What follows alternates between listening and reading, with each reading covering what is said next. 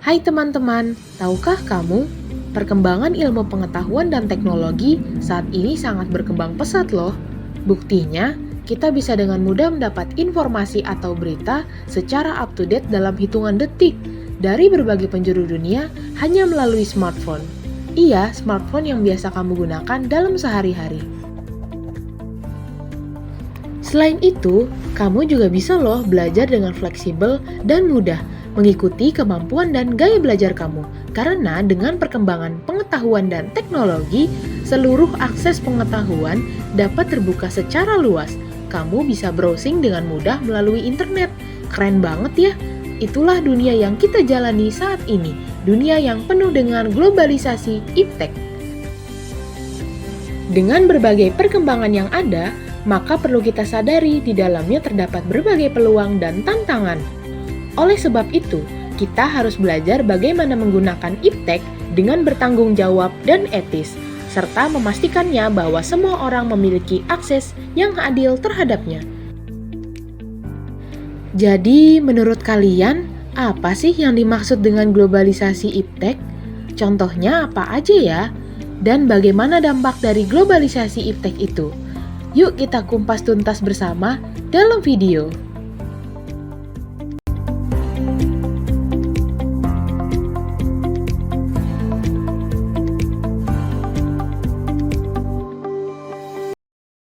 Selamat datang teman-teman dalam video pembelajaran globalisasi dalam iptek untuk mata pelajaran IPS dengan sasaran peserta didik kelas 9 SMP.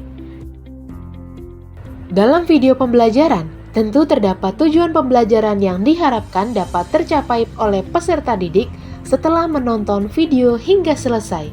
Tujuan pembelajaran terbagi menjadi dua. Yang pertama, tujuan pembelajaran umum.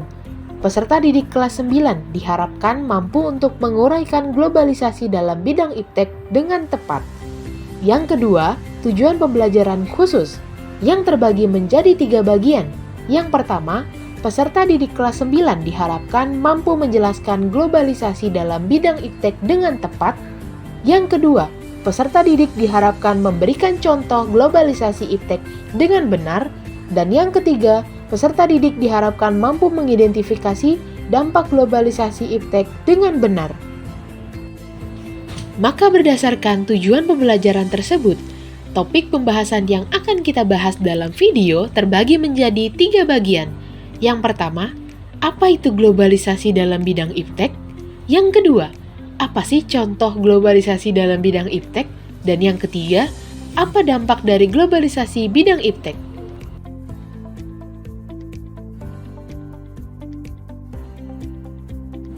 Globalisasi, jika dimaknai secara umum, memiliki arti universal. Sementara, Ahmad Suparman menyatakan bahwa globalisasi adalah suatu proses menjadikan sesuatu hal sebagai ciri dari setiap individu di dunia tanpa dibatasi oleh wilayah. Jadi, globalisasi adalah proses di mana segala hal di dunia saling terhubung dengan cepat dan mudah. Lalu kita bahas tentang iptek. Iptek merupakan singkatan dari ilmu pengetahuan dan teknologi. Singkatnya, ilmu pengetahuan memberikan dasar bagi pengembangan teknologi, dan teknologi membantu kita untuk mempelajari dan memahami dunia dengan lebih baik.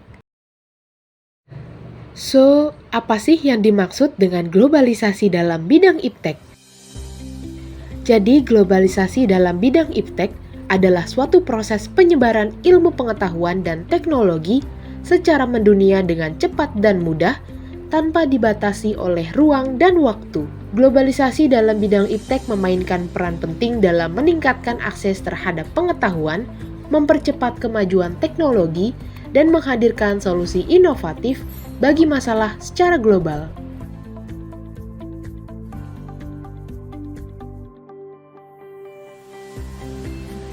Setelah kita sudah mengetahui apa sih globalisasi dalam bidang iptek, sekarang kita akan membahas bersama tentang contoh globalisasi dalam bidang iptek. Yang pertama, penggunaan internet. Provider internet yang kita gunakan dalam smartphone atau gadget lainnya tentu memudahkan kita dalam mengakses informasi secara online. terdapat berbagai bentuk kemudahan yang sekarang bisa kita akses secara mudah melalui genggaman tangan, seperti jual beli atau transaksi secara online. Hal ini bisa kita lakukan melalui Shopee, Tokopedia, Lazada, dan platform lainnya. Selain itu, dengan internet kita juga bisa berkomunikasi dengan berbagai teman yang berbeda wilayah hingga berbeda negara melalui platform media sosial. Yang kedua adalah penggunaan media sosial. Media sosial seperti Facebook, Twitter, TikTok, hingga Instagram memungkinkan kita untuk terhubung dengan orang-orang di berbagai wilayah hingga berbagai negara. Kita bisa saling bertukar informasi dan ide hingga mengikuti perkembangan terkini. Yang ketiga, penggunaan teknologi komunikasi. Bentuk yang sering kita jumpai adalah penggunaan komunikasi melalui aplikasi seperti WhatsApp, Line, Messenger, dan lain-lainnya. Atau melalui video conference seperti Zoom Meeting, Google Meeting, dan Microsoft Teams. Yang keempat, penggunaan teknologi transportasi. Teknologi transportasi saat ini terus berkembang, seperti terdapat pesawat terbang, kereta api, kapal laut, dan lain-lainnya yang memudahkan kita untuk berpergian ke berbagai wilayah dengan cepat dan mudah. Dan yang kelima adalah penggunaan teknologi kesehatan. Teknologi kesehatan seperti alat-alat medis dan obat-obatan dapat memungkinkan kita untuk mendapatkan perawatan kesehatan yang lebih baik.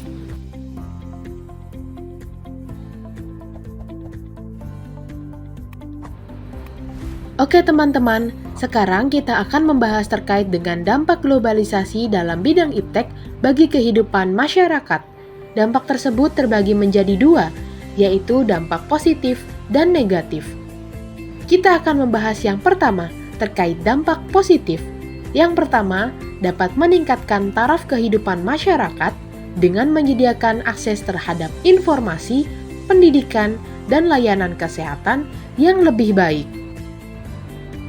Yang kedua, meningkatkan produktivitas dengan menyediakan teknologi baru yang dapat membantu menyelesaikan pekerjaan dengan lebih cepat dan efisien.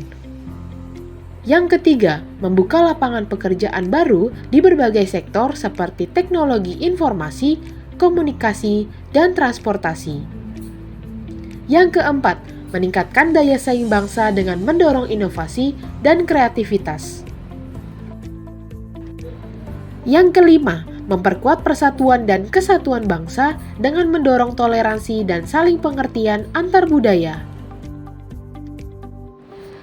Lalu apa saja ya dampak negatif dari globalisasi bidang iptek bagi masyarakat?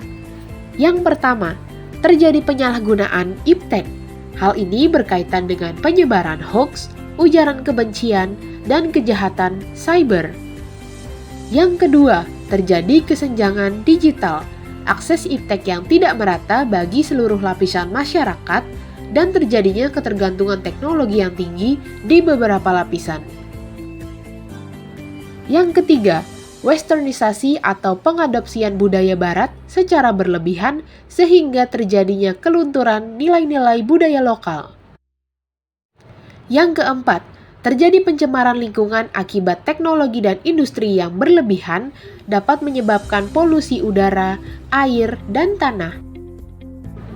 Yang kelima, hilangnya lapangan pekerjaan akibat otomatisasi yang terjadi dari teknologi terhadap beberapa pekerjaan manusia. Dan yang keenam, dapat terjadi gaya hidup tidak sehat karena kurangnya aktivitas fisik dan pola makan yang tidak seimbang. Ya teman-teman, kita sudah berada di ujung pembahasan.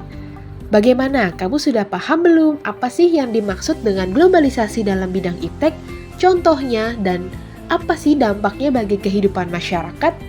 Yuk, kalau kamu sudah paham, mari kita jawab pertanyaan berikut untuk mengukur kemampuan kamu setelah menonton video berikut ini. Oke teman-teman, terima kasih sudah menyimak video pembelajaran ini dengan baik. Semoga dapat mudah dipahami dan dapat menjadi sumber belajar yang baik bagi kamu. Selamat belajar dan sampai jumpa!